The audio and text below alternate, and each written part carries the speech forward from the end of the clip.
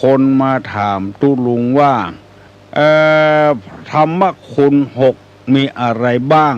ตุลุงก็บ่ได้ตอบสกรรมตว่าเพราะว่าได้จนยงต้นอย่างได้บ่แต้วันนี้ก็ขอเงยเจ้าของปัญหารับฟังตัวเนอเพื่อจะเอาไปเนี่ยอย่างบ่ฮู้ธรรมคุณ6ข้อนั้นมีใจความว่าข้อหนึ่งสวากขาโตภควตาธัมโมสวากขาโตภควตาธัมโมแปลว่าพระธรรมอันพระผู้มีพระภาคเจ้าตรัสไว้ดีแล้วสวากขาโตภควตาธัมโมข้อที่หนึ่งแปลว่าพระธรรมอันพระผู้มีพระภาคเจ้าตรัสไว้ดีแล้วเพราะว่าพระองค์บ่ได้จุบ่ได้ไล่บ่ได้หลอกบ่ได้ลวงไผคือคนกู่คนได้ปฏิบัติตามหลักธรรมที่พระองค์ตรัสไว้ดีแล้วเฮือโตยตามนั้นแล้วจะบ่ผิดบ่มีพิษบ่มีภัยหยังกับไผยิ่งหูเต้าใดยิ่งประพฤติปฏิบัติธรรมเต้าใดยิ่งมีคุณประโยชน์เท่าอันคุณประโยชน์นี้บ่ใช่เฉพาะตัวตนบ่ใช่เฉพาะครอบครัวเป็นประโยชน์กับโลกเป็นประโยชน์กับบ้านกับเมืองจำไว้เน้อข้อที่หนึ่งสวากขาโตภควตาธัมโมพระธรรมอันพระผู้มีพระภาคเจ้าตรัสไว้ดีแล้วข้อที่สองว่าสันทิฏฐิโกสันทิฏฐิโกสันทิฏตัวทอทหารสระอิแล้วก็ตอปักตักทิโกนี่คือถอฐานสระอิสันทิฏฐิโกแปลว่าผู้ใดผู้ได้บรรลุธรรมจะพึงเห็นด้วยตนเองผู้ได้บรรลุธรรมจะพึงเห็นได้ด้วยตนเองคือหมายความว่าคนใดปฏิบัติจะหูคนเดียวพึงบรรลุเห็นได้ตนเองจะหูคนเดียวบ่ต้องไผ่หูไผ่หานตัวคุณงามความดีที่บรรลุได้ปฏิบัติมาเป็นสันทิฏฐิโกผู้บรรลุพึงเห็นด้วยตนเองหมายความว่าคนเอาตึงวันนี้ทำดีเพื่อจะให้คนอื่นได้หูได้หันอันนั้นเป็นความผิดความที่ยังบ่ถูกต้องเด้อคนใดได้หูได้หันจะหูเองหันเองว่าผลของการปฏิบัติธรรมนั้นเป็นเช่นใดข้อที่สามว่าอากาลิโกออ่างกอกาสระอาลอลิงสระอิอากาลิโกแปลว่าไม่ประกอบด้วยการคือหมายความว่าจะปฏิบัติเวลาใดก็ได้เมื่อวันก็ได้เมื่อคืนก็ได้อยู่คนเดียวก็ได้อยู่กับหมู่กับคณะก็ได้ทำคำสอนในทางพระพุทธศาสนานี้บ่เลือกเวลาบ่เลือกกาละการที่พ่อออกแม่ออกญาติกาทั้งหลายฟังเวลานี้ก็ชื่อว่าเฮาปฏิบัติธรรมอยู่ไม่ประกอบด้วยการคือประกอบด้วยกาลเวลาเรียกว่าอากาลิโกข้อที่สี่ว่าเอหิปัสสิโกเอหิปัสสิโกสระเอออ่างหอหีบสระอิปอปามหานากาศสอเสือสองตัวสระอิเอหิปัสสิโกแปลว่าควรเรียกให้มาดูมาพิสูจน์มาศึกษาอย่างตุลุงออกอากาศถึงวันเนี่ยเรียกฮือมาพอเรียกมาฮือดูเรียกมาฮือศึกษาเราเรียนกวยมันได้ผลเท่าใดดังที่มีคนหลายคนโทรศัพท์มาบอกว่าครอบครัวของผมครอบครัวของหนู บัดเดี๋ยวนี้มีความสุขแล้วเข้าใจกันดี ระหว่างพ่อผัวแม่ผัวพ่อเมียแม่เมียระหว่างกับผัวกับเมียระหว่างลูกกับพ่อกับแม่หลานกับพ่ออุ้ยแม่อุ้ยเจ้าบ้านเจ้าจองเข้ากันดีอันนี้แล้วว่าเอหิปัสสิโกควรเรียกให้มาดูมาพิสูจน์ให้มาศึกษาคือผู้ที่อธิบายธรรมห้องคนที่ยังกำลังรับไหลอยู่เพื่อมาปฏิบัติธรรมมาศึกษาธรรมมาเรียนธรรมอันนี้เป็นข้อ4เนอะสวากาโตภควตาธัมโมสันทิติโกอากาลิโกเอหิปัสสิโกข้อที่5ว่าโอปะนะยิโกโอปะนะยิโกแปลว่าอันบุคคลควรน้อมเข้ามาในตนอันบุคคลควรน้อมนำมาเข้าในตนคือพระธรรมคำสั่งสอนในทางพุทธศาสนาเนี่ยโอปะนะยิโกเนี่ยคือบุคคลควรนำมาใส่ตนนักแล้วจะได้เป็นคนที่มีราคาเป็นหัวหน้าเป็นนายคนหัวหน้าคนเป็นลูกจ้างคนอันนี้ควรน้อมเข้านำมาใส่ตนนักเพราะว่าจะได้ปฏิบัติตามหลักธรรมนั้นโอปะนะยิโกข้อที่5อันบุคคลควรน้อมนำมาเข้าใส่ตนเป็นคนที่บะได้นำเอาธรรมะมาใส่ตนย่อมจะมีการประท้วงอย่างที่เมื่อตะวาลงข่าวในหนังสือพิมพ์นักโทษปากันประท้วงเผาหั่นเผานี่ในเรือนจำเพราะว่าหัวหน้าคน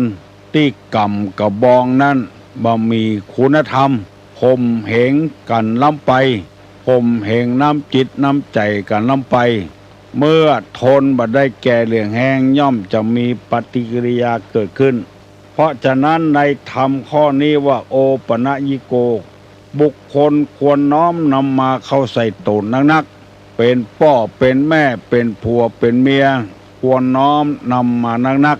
และข้อที่6ว่าปัจจตังเวทิตตโพวินยูหิติปัจจตังเวทิตตโพวินยูหิติโอปะนะยิโกแล้วก็ข้อที่6ว่าปัจจตังเวทิตตโพวินยูหิติแปลว่าอันวินยูชนพึงรู้เฉพาะตนวินยูชนนี่หมายถึงคนทั่วไปพึงรู้โดยตนเองว่าตนมีคุณธรรมมอกใดบ่มีคุณธรรมมอกใดคือรู้เอาด้วยเองอย่าไปคิดว่าทำบุญเพื่อให้คนอื่นหันเพื่อให้คนอื่นรู้เพราะฉะนั้นคนจึงบัดจ้างปฏิบัติธรรมก็เลยมาบ่นพนธนาว่าทำดีบ่ได้ดีอันยังก็ทำประตกประเสี่ยงเขายังมหันดีตัวเตื้ออันนี้ตามหลักของธรรมว่าการทำดีเพื่อคนอื่นนั่นคือทำผิดแล้วบ่ถูกแล้วคือปฏิบัติตามหลักธรรมเนี่ยคือปัจจตังเวทิตตโพวินยูหิติคือวินยูชนคนทั่วไปพึงรู้เฉพาะตนดีกับบดีก็จะหู้ที่ตนเองและจะมีความสุขบานหวานใจมีหลายเรื่องหลายราวเพราะว่าวินยูชนหู้เองเวลาก็ล่วงเลยมาแล้ววันนี้จะได้นำเอาทุก10ประการมาบรรยายให้ท่านทั้งหลายได้ฟังต่อ1สภาวะทุกประจำสังขารคือการเกิดการแก่การตาย2นิปกิณกทุกเพราะความโศกเศร้าเสียใจปริเทวทุกขโทมนัสอุปยาต3นิพัทธทุกเนืองนิดทุกเป็นเจ้าเฮือนได้แก่ความความหนาวความร้อนหิวข้าวหิวน้ำหิวข้าวกระหายน้ำปวดอุจจาระปัสสาวะอันนี้เรียกว่านิพัทธทุกข์ ข้อที่สี่ว่าพญาธิทุกข์ทุกข์คือเวทนาต่างๆตามสมมุติฐานมีอวัยวะอันเป็นเจ้าการไม่ทำหน้าที่คือทุกข์เพราะพยาธิอู้กันง่ายๆข้อที่ห้าสันตาปทุกข์คือทุกข์ด้วยความร้อนรุมทุกข์ร้อนได้แก่ความกระวนกระวายใจถูกไฟกิเลสเผาผลาญราคะโทสะโมหะเผาอยู่ตลอดเวลาเกิดความทุกข์ขึ้นวันนี้จะได้นำเอาข้อที่หกโดยคำว่าวิปากทุกข์หรือวิบากทุกข์ทุกข์เพราะผลของกรรมได้แก่วิปฏิสารคือความฮ้อนใจการเสวยอารมณ์หรือถูกลงอาญาความชิบหายความตกยากและความตกอบายอันนี้เรียกว่าวิปากทุกข์ทุกข์ผลของกรรมทุกผลของกรรมผลของกรรมนั้นก็คือกรรมแปลว่าการกระทำถ้าทำดีก็มีความสุขครอบครัวดีด้วยกันแปลงอกแปลงใจเข้าหากันผัวก็แปลงเมียก็แปลงเข้าหากันเพราะไอ้ยังที่เกิดขึ้นมาตึงวันเพราะคนทั้งนั้นแปลงไปมันขึ้นมาถ้าเฮาบ่แปลงบ่ไปมันขึ้นมามันก็บ่ทุกข์บ่สุขไอ้อย่างซะอย่างถ้าแปลงมันขึ้นมาแล้วมันก็ย่อมเสวยกรรมคือการกระทำบอกว่ากรรมนั้นจะเป็นกรรมปัจจุบันหรือว่าอดีตกรรมกรรมแต่ชาติก้องปางก้อนทำเมื่อตะวาทำเมื่อตะวันซืนทำปัจจุบันหมู่นี้คือผลกรรมเรียกว่าวิปากทุกข์หรือวิบากทุกข์นั่นเองปอปากับบอใบไม้นี่เอาแทนกันได้ปาปะก็ว่าบาปบอสระอาปอปาก็ว่าบาปปาโปก็คือบาปเอามาแทนกันได้เป็นบางที่บางคราวอันนี้เปิ้นฮื้อระวังไว้ว่าผลกรรมมันจะมีความเดือดร้อนเสวยอารมณ์ที่สร้างมาถูกลงอาญาความชิบหายความตกยากและตกอบายหมู่นี้เป็นทุกข์ทางนั้นคือผลกรรมที่กระทำมาถ้าทำดีผลกรรมดีก็จะตกลงมาใส่เฮาถ้าทำบ่ดีผลกรรมคือความบ่ดีก็จะตกมาถึงเฮาคนเฮาจะมีความทุกข์เยอะอีเหมือนกันกูคนสมมติง่ายๆว่าบ่มีลูกใครได้ลูกสักคนลูกคนเดียวถ้ามันหลุดตีนหลุดมือเหียมันบ่ดีไปเหียบ่มีที่เปิ้งเอาแถมคนหนึ่งเป็นสองคนเมื่อได้ลูกมาแล้วป้อออกแม่ออกบ่อุ้ยแม่อุ้ยป้อหนานป้อน้อยพี่ป้านะอาไผ่ว่ามันมีความสุขพ่องสุขสบายใจเมื่อหัวทีตาอันเมื่อเกิดออกมาถ้าได้ลูกแม่ยิงเกิดออกมาถ้าได้ลูกปวดใจเกิดออกมามันสมใจอยู่ไปมันเป็นไปด้วยความทุกข์ทั้งนั้นต้องพอกวายดูแลเอานมมือกินเอาป้อนอาหารให้อินกินเอาอาบน้ำเอาป้อนเข้า7 ขี้ 7 นิ้วอันนี้เป็นวิบากทุกข์ทั้งนั้นพอใหญ่หน้ากาบานมาแถมสักน้อยหนึ่งแต่งเนื้อแต่งตัวเสาะผ้าผ่อนต้อนสบายมาให้เขาพอเอาไปฝากก็ทุกข์ต้องเอาไปส่งต้องเอากลับคืนมาหรือจ้างรถจ้างลาต้องเสียเงินเสียทองเสียเงินก้าที่เปิ้นเลี้ยงลูกเลี้ยงเต้าบางคนนี่เสี่ยงจะเป็นแสนเป็นล้านถ้าเอาซื้อหมูซื้อเป็ดซื้อไก่ซื้องัวซื้อควายมาเลี้ยงเฮาจะได้กำไรขึ้นอันนี้เลี้ยงแล้วบ่ได้กำไรอย่างสักอย่างอันเนี้ยคือตัววิบากคือผลของกรรมใหญ่มาแล้วถ้าดีก็ยังแขวนไว้เฮียนเก่ง เนี่ยยังก็ได้รางวัลพ่อแม่ก็สบายใจ ผลสำเร็จของลูกคือผลสำเร็จของพ่ออย่างตี้ละอ่อนมันวิ่งได้เรียนมาเปี้ยป้อมันก็เป็นผลสำเร็จอันนี้ก็ยังแควนไว้บัดเนี้ยยังสักยังปากันกินเหล้ากินยาวันดีขึ้นดีกำมีดไล่ฟันเปิ้นตำบ้านตำจองอันนี้ก็เกิดความตุกข์ขึ้นเรียกว่าวิปากะทุกข์เพราะฉะนั้นขอฮือปอกออกไม่ออกได้จดจำว่าวิปากะทุกข์นี้คือทุกข์คือผลกรรมได้แก่ความวิปฏิสารคือความฮ้อนใจการเสวยอารมณ์หรือว่าถูกลงอาญาไปถูกคอกถูกขัง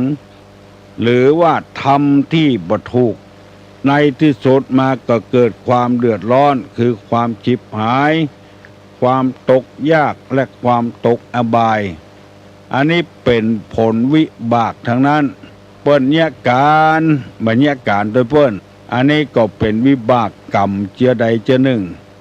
แล้วกินอยู่ใจอยู่ตึงวันบัดจังบัดย่างหมู่นี้เป็นต้นอันนี้เป็นวิบากทุกวิบากนี้คือผลของกรรมที่คนเฒ่าคนแก่จังว่าเป็นวิบากเป็นกรรมยมุหุเจ็บหัวเข่าบ่หายสักเตื้อ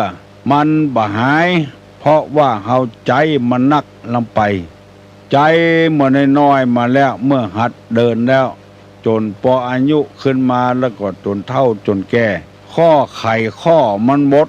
อันเนี้ยเป็นวิบากวิปากะทุกเป็นผลกรรมเพราะเอาใจบากกุดแห่งก้าวหาบหามไอ้หยังเปิ้นเอาบ่แปะเฮาเอาแปะบางคนนี่หาบเมี่ยงถึงสองต่างก่อนงัว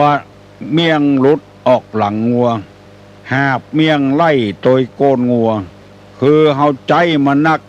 อันนั้นคือผลของกรรมที่เฮาได้กระทำมาก็เลยทำมือหัวเข่าของเฮามันเจ็บมันปวดนักไถให้ไถนากาบกให้บกส่วนกาหมู่นี้เอาใจอวัยวะมันนักเกินไปมันก็ต้องเป็นเจ้าอันคนที่อยู่ต่ำในหัวในเวียงเฝ้าของขายเฝ้าครัวขายนั่งอยู่ฮะนะอิงก็บ่ได้อิงหลังกองไปเพราะผลของกรรมคือการกระทำที่ได้มานั่งบ่มีที่อิงตาก็เป็นวิบากของกรรมคือเฮาพอนักเพ่งนักดูนักมันก็เกิดเป็นผลจะอี้ขึ้นมาไปถูกคอกถูกขังเฮาจะไปบ่นว่าเป็นแต่กรรมแต่เวรก็บ่ใช่คือเฮาได้สร้างมาแต่ปางก่อนก็เลยได้รับผลของกรรมที่เฮาว่าเนี่ยอันนี้เปิ้นว่าเป็นวิบากทั้งนั้นวิปากะกระทำอันนี้แปลว่าวิปากะทุกข์แปลว่าผลของกรรมที่ได้กระทำมาเพราะฉะนั้นถ้าไผ่หูตันอย่าไปบ่นใจไปเดือดมันบ่นเต้าใดเดือดเต้าใดมันก็บ่หายเจ็บหายปวดเฮาจะต้องรับกรรมมันต่อไปบางคนเตื้อมานั่งอู้กับตัวลุงอู้ไปอู้มาผลาดผเลดลูกมันบ่ไหวนะตู้ลุงนะมันปวดหัวเขาบีบโดยเพราะเหตุเป็นผลกรรมที่ได้สร้างมาแต่อดีตบ่ต้องจาดปางก่อนแต่จาดปางก่อนก็ยังมีอยู่วันนั้นไปอ่านหนังสือพิมพ์ละอ่อนเป็นคอเงียงไปโดยตู้เจ้าละอ่อนไม่ยิงก็มีปอดจายก็มีติ้วเป็นโตไปโดยตู้เจ้าไปเอาเข้าของเจ้าสถานต่างๆสปายถงไปโดยพอมาถึงวัดตู้เจ้าก็แบ่งพอแบ่งแล้วก็เอาไปพ่อแม่กินโดยพ่อแม่ก็ได้อาศัยลูกคอเงียง แล้ววิทยากรถามว่าเธอทำไงคอเงี่ยงเออได้ยินพ่อบอกว่าแม่บอกว่าชาติก่อนนะได้หักคอสัตว์หักคอจิกกุ่งในกลางหักคอกวางในกลางหักคอไก่ในกลางชาตินี้วิบากผลที่ได้ทำมาในชาติแล้วก็ทำให้ของอขอกดซื่อจะได้ก็ตึงบ่ซื่อยังกดอยู่บางคนหูหนวกออกจากท้องแม่มาก็มี เพราะผลกรรมที่ตัวได้กระทำมาในอดีตชาติบางคนตาเสียตั้งแต่ท้องแม่ออกมาก็มีมาเสียเมื่อรุนก็มีเพราะผลกรรมเฮาทำไปเฮาบ่ฮู้สึกตัวแต่ว่าเวลากรรมมาสนองวิบากมาสนองแล้วเฮาจึงฮู้สึกว่าผลของกรรมนั้นมาสนองวิบากของภัยของมัน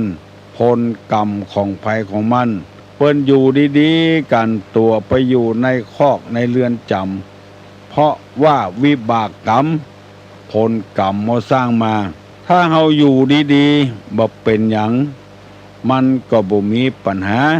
ข้อนี้เปิ้นเสนอมาเพื่อฮื้อผู้ฟังทั้งหลาย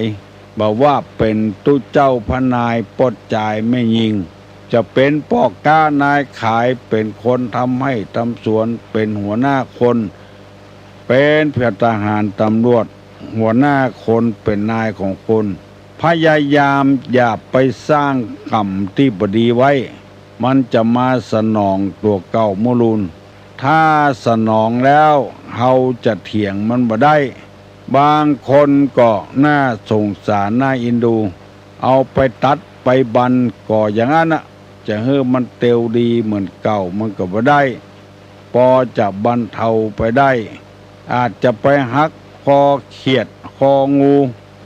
อาจจะไปงอติ่นเป็ดติ่นไก่อย่างโมโห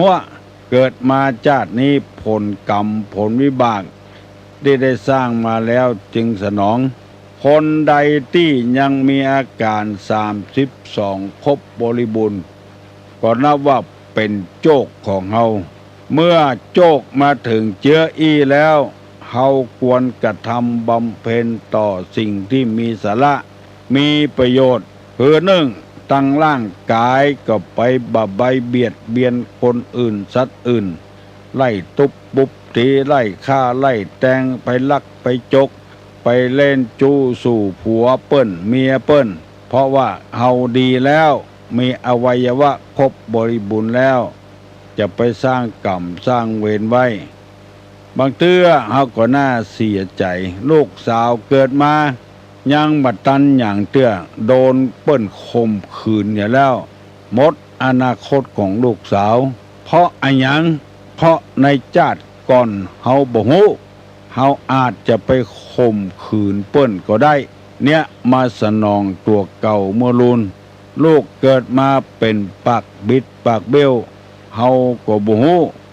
ว่าชาติก่อนเฮาได้ทำอะหยังไว้ผลที่สนองแทนที่จะไปสนองลูกไปสนองแม่สนองพ่อปุ้นเสียบ่ได้กินบ้ากินแหงตะกรรมจำเป็นได้พ่อได้กวยกุ้มเท่าเต้าตายหรือบ่อย่างอันก็ยูเข้าไปวัดเถียเอาฮื้อตุเจ้าเลี้ยงเหียเป็นต้นฝากไว้เนอปอกออกแม่ออกวันนี้ได้ถึงข้อที่6แล้ววิปากทุกข์ทุกข์เพราะผลกรรมที่ได้กระทำมาได้แก่ความวิปฏิสารคือเดือดร้อนฮ้อนใจความฮ้อนอกฮ้อนใจกระวนกระวานใจเปิ้นยิ้มแย้มแจ่มใสเฮาบ่ม่วนการเสวยอารมณ์ต่างๆที่มันบ่ดีถูกลงอาญาความชิบหายเกิดขึ้นในบ้านในจองในหอในเรือนของเฮาบ้านแตกสลายขาดและมีความอดความอยากมีความตกอบายอันนี้แล้ววิปากทุกข์แล้ววันต่อไปตุลงจะได้นำไปเสนอแถมว่าสหคตทุกข์แปลว่าทุกข์เต็มไปด้วยกำกับกันทุกข์ที่มากับจากวิบูลย์ผล แล้วก็อาหารละปริยติที่ทุกข์เพราะการกินข้าวกันกินน้ำกินของพิษเอามาลงหมู่นี้เป็นต้นบัดเดียวนี้6 โมงป่ายแล้วเนอะไผ่ยังบอกลูกเห็นเนอะลูกทำการทำงานเจ้าของปัญหาถามเรื่องอันนี้ส่งของธรรมคือหมายความว่าธรรมคูณ6ตุลงได้เสนอไปแล้วเนอะวันนี้ขอประกาศอนุโมทนากับเจ้าภาพที่นำเอาเงินมาช่วยตังคณะสงฆ์อำเภอแม่ริมและมูลนิธิบุญญาภรณ์จะได้จัดฉลองมหาปริญญาฉลองนักธรรมตรีโทเอกและฉลองพระอภิธรรมเมื่อเขาสอบได้เฮาก็ต้องฉลองเขาพระครูคำบุญ500 บาทนายอเนกนางอุไร4,500 บาทแล้วก็คุณดาบ้านลากุลสันทรายแถม6,000 บาทฮัลโหลฮัลโหลเจริญพรนมัสการครับคุณลุงครับขอบคุณครับที่บอกเป็นธรรมคุณ6ตะกี้นะครับอันกะครับจำได้ระบอครับได้หมดเนาะสว่างใจแล้วครับสว่างใจแล้วครับที่ไหนฮะบ้านอยู่ไหนบ้านอยู่ทางทิศในอยู่ดอยสะเก็ดครับดอยสะเก็ดแหละครับสง่าบ้านดอยสะเก็ดนะครับสง่าบ้านธรรมคุณ6มันออกในข้อสอบของกศน.ครับแล้วผมเป็นสอบมาได้ครับสอบมาได้เนาะครับเพียงกศน.ครับสงสัยยังถามมาเนอะครับผมครับการศึกษานอกโรงเรียนครับเจริญพรขอบคุณยินดีเนอะแล้วก็คุณดาบ้านลากุลสันทราย6,000 บาทร่วมกำกับคุณจำเนียนนะคุณชิดดาวันแล้วก็คุณจำเนียนสารากิจร่วมกับคุณพลนเรศวงคำจันทร์6,000 บาทด้วยกันตุลุงได้ฮับใบเรียบร้อยแล้วเนอะขออนุโมทนาเป็นอย่างมากคุณประพิษระเบงโรงเรียนอนุศึกษา500 บาทคุณเจริญใจคำ500 บาทนายสุขนางสีนวลสมวิราชแม่เฮีย500 บาทนางสาวจารุวันเจษฎางกุล300 บาทนายพิทยันพิชพงศ์วิทยานิน200 บาทขออนุโมทนาวันพุกเนอะ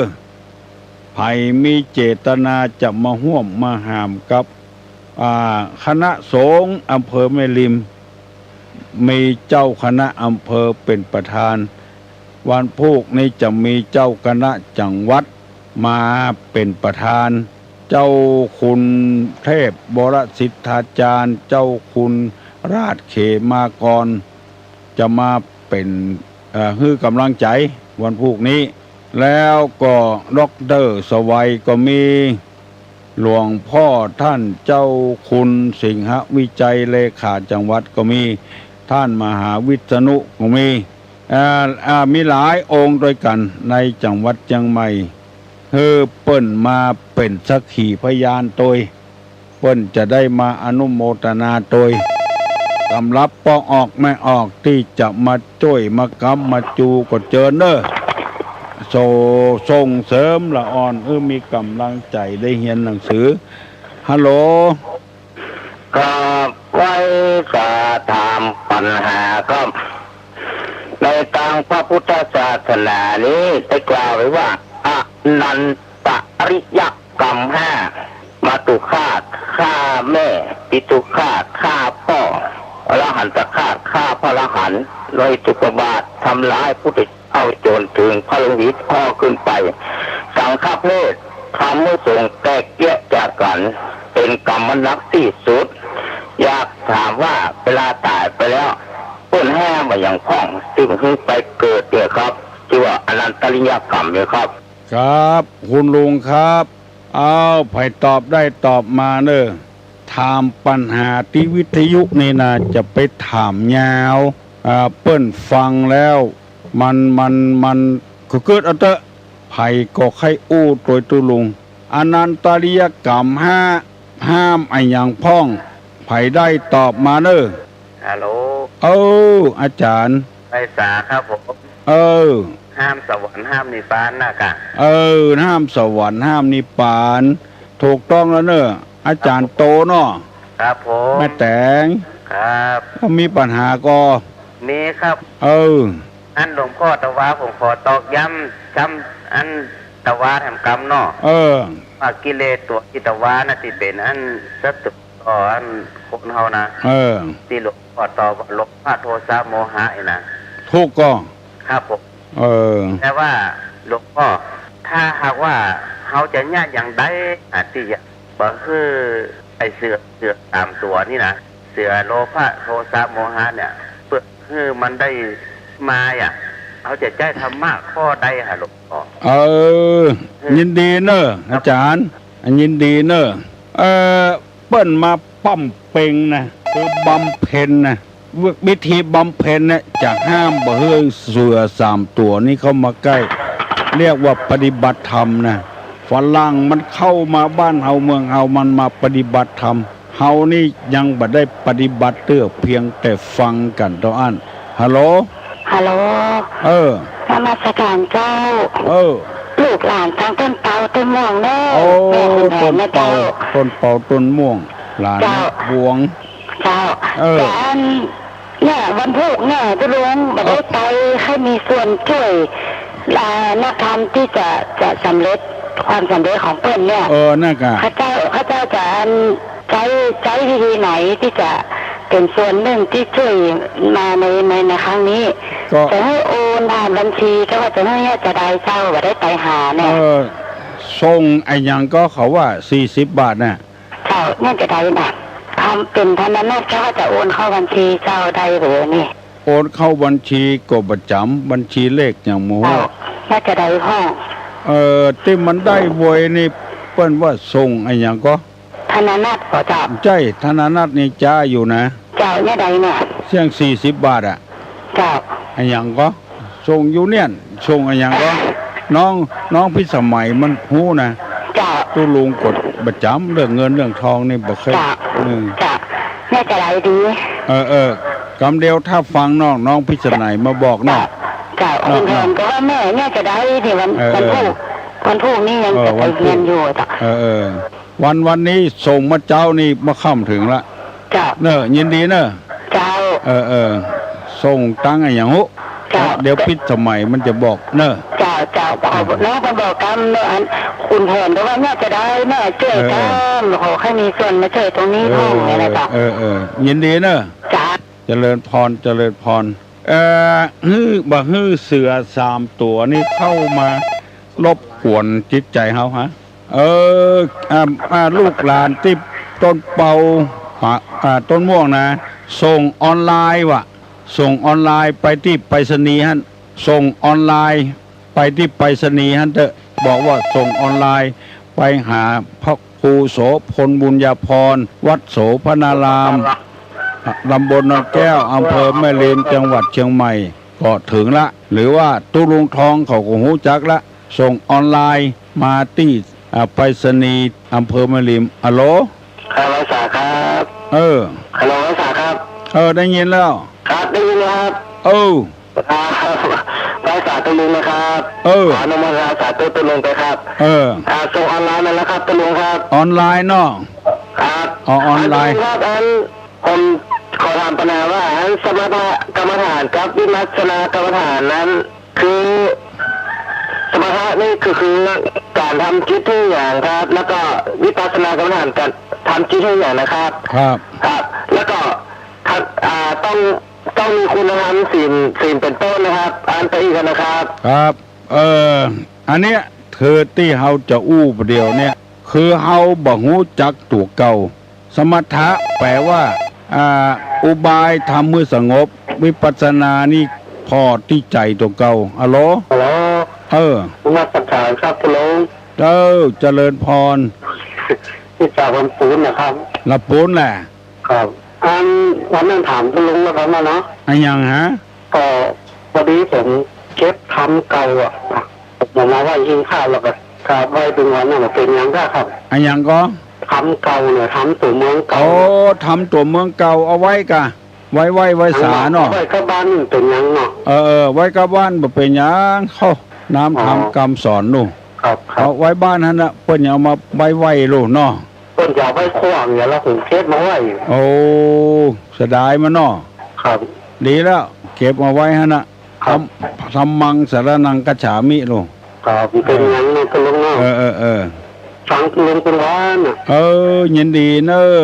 ครับ เข้าใจดีก่อ เข้าใจครับ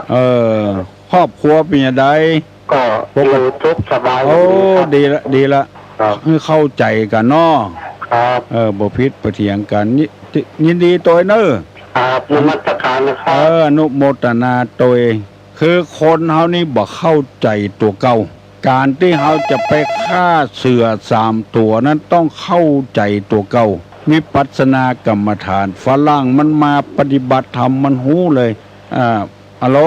เอาไว้สาธุเอา ออนไลน์ ที่ถามแต่ที่นี่ส่งระบบออนไลน์ถ้า9 โมงนี่ไปส่งเลยนะเจ้าพ่อการเงินเพื่อจะปิดเวลา3 โมงวันนี้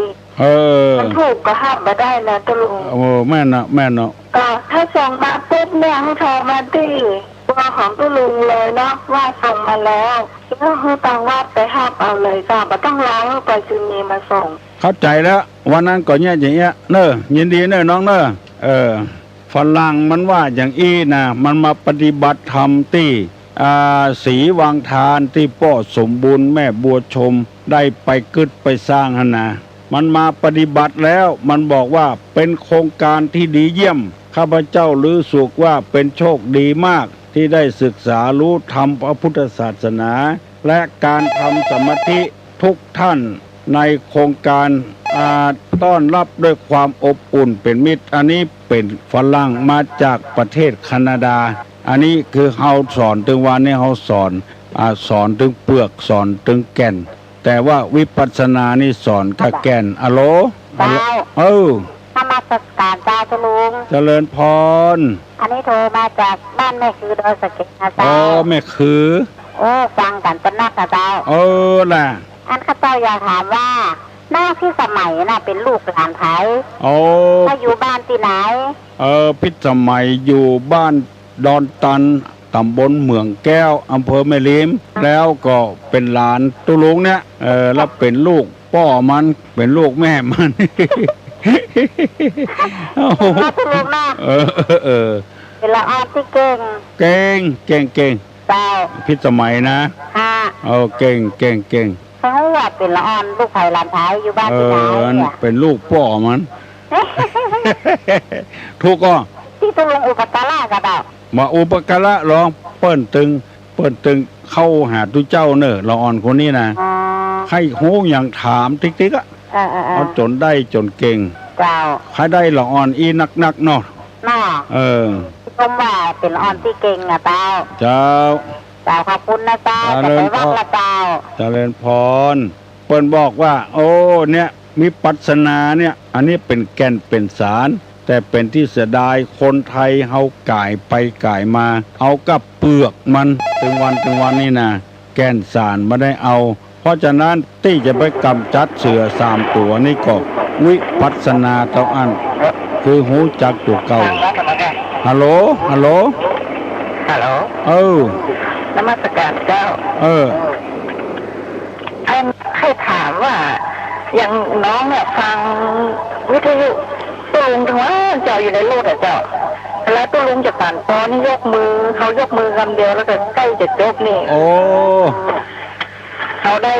บุญไม่อย่างก็เจ้าได้บุญกาได้นะเจ้าไปยกมือไหว้ไปได้สะพวงมาลัยกับอันกำลังขับรถนี่นะ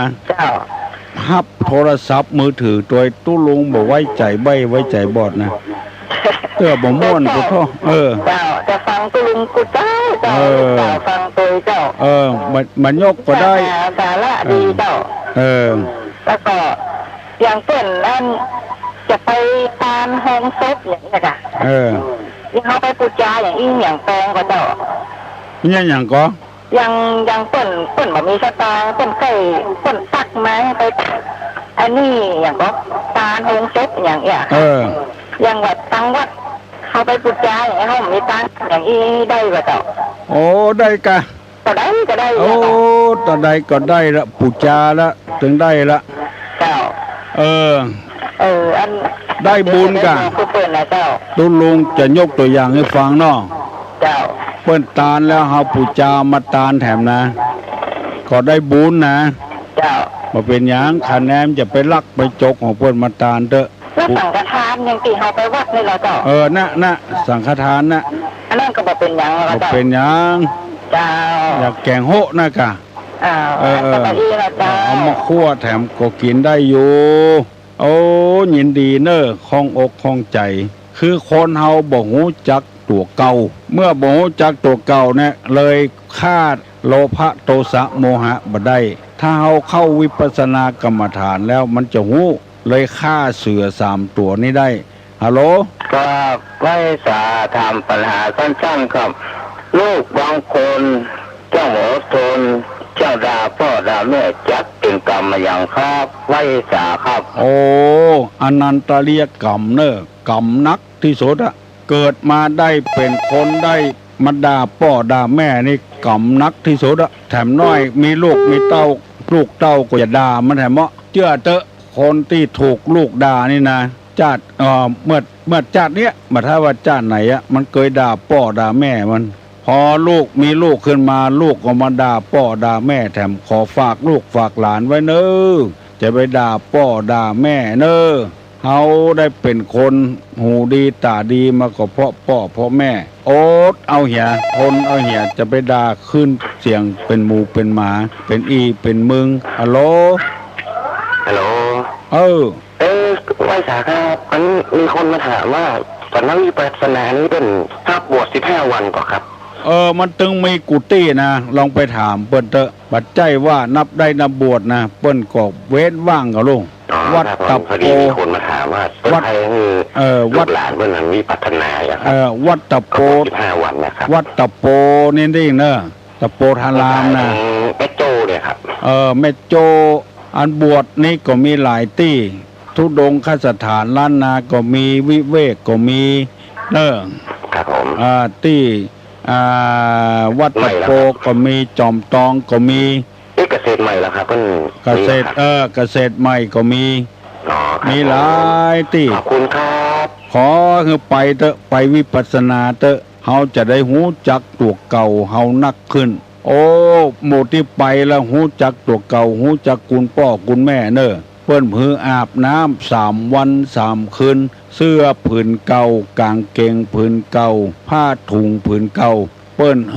บ่ฮืออาบน้ำอาบท่าอย่างสักอย่างอันกินข้าวนี่ฮือกินฮือเหม็นตัวเก่าก้ายตัวเก่า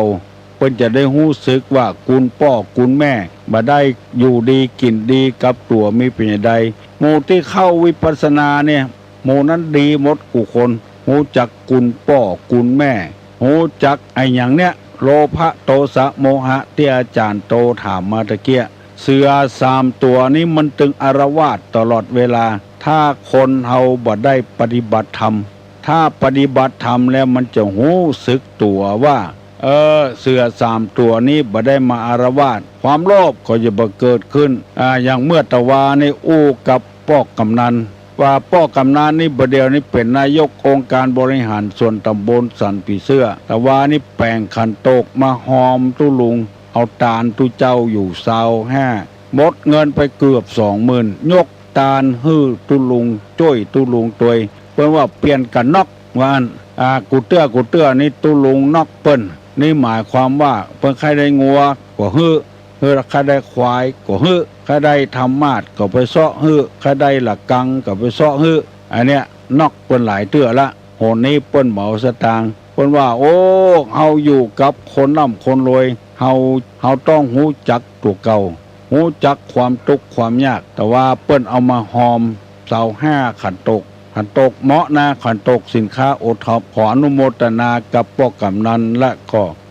ท่านผู้ใหญ่บ้านสว่างโดยธาตุอินจันทร์โดยที่ได้อุดหนุนตุลุงตะวานี่เปิ้นหูทุกข์หูยากหูจักตัวเก่าคนเฮาถ้าหูจักตัวเก่าแล้วมันบ่มีไอ้หยังแล้วมีให้มีนาตายละไว้เป็น400 500ให้เอาไปโตยบ่ได้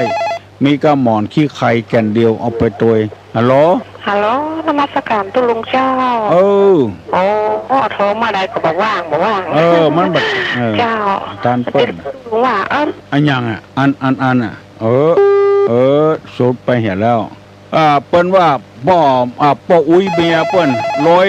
มีนาเป็น400 500ให้บ่ได้อย่างไปโตยสักอย่างอันนี้คือความหูจักตัวเก่าบักกระวนกระวายบ่เดือดร้อนว่าเพราะฉะนั้นขอให้ปออกแม่งออกเข้าใจตามนี้ตัวให้หูจักตัวเก่าเสียก่อนว่าฐานะเอาความเป็นอยู่อย่างใดเป็นเรียกว่าอัตตานุตาหูจักตนว่าเราว่าโดยชาติตระกูลยศศักดิ์สมบัติบริวารและคุณธรรมความรู้และคุณธรรมถ้าหูอย่างอี้แล้วความโลภก็จะบ่เกิดขึ้นนักความขี้โกรธขี้เกียจก็บ่เกิดขึ้นนักความหลงงมงายก็บ่เกิดขึ้นนักวันนี้ว่าเวลา 15 นาฬิกาพ่อครูขมลจะเทศน์อานิสงส์สลากทำฝน5 คำเทศน์เวลา 8 โมงเกิงถึง 10 โมงเนอที่สถานีวิทยุวันนี้นะให้ใครฟังก็ฟังเนออานิสงส์สลากก็มีฝน5 คำก็มีแล้วก็วันนี้เป็นวันศีลตัวเนอไผยังบ่ได้ไปวัดก็ไปวัดเถอะเนอเพราะว่าวันศีลวันธรรมขอให้ทำตลอดวาสาเถอะ3 เดือนบ่ได้เดือนไหนมี4 ศีล32ถึงเดือนเฮาไปวัด12เตื้อบางวัดก็เอาแผ่วปุ้นเนอร์แผ่วเดือนนี้เป่งบุญใส่บาตรญาติปกไปเพียรเดือนนี้เป่งขอประกาศให้ญาติให้โยมทั้งหลายได้รับทราบใครมีจิตศรัทธาส่งตั้งออนไลน์ส่งว่าตุลุงทองวัดโสพนารามตำบลดอนแก้วอำเภอแม่ริมจังหวัดเชียงใหม่ก็ได้ละวันนั้นครูบาน้อยท่านใบดีกาไกรลาดเปิ้นส่งมาออนไลน์เฮาบ่ต้องเพื่อเปิ้นส่งใบมาละเฮามีใบไปเซ็นเอามาก็ได้เลยแล้วก็คุณบุญธรรมไกรลาดละปูนเพื่อก็ส่งมาตุลุงกดใจให้วัยยาวัจกรไปเซ็นเอามาได้ล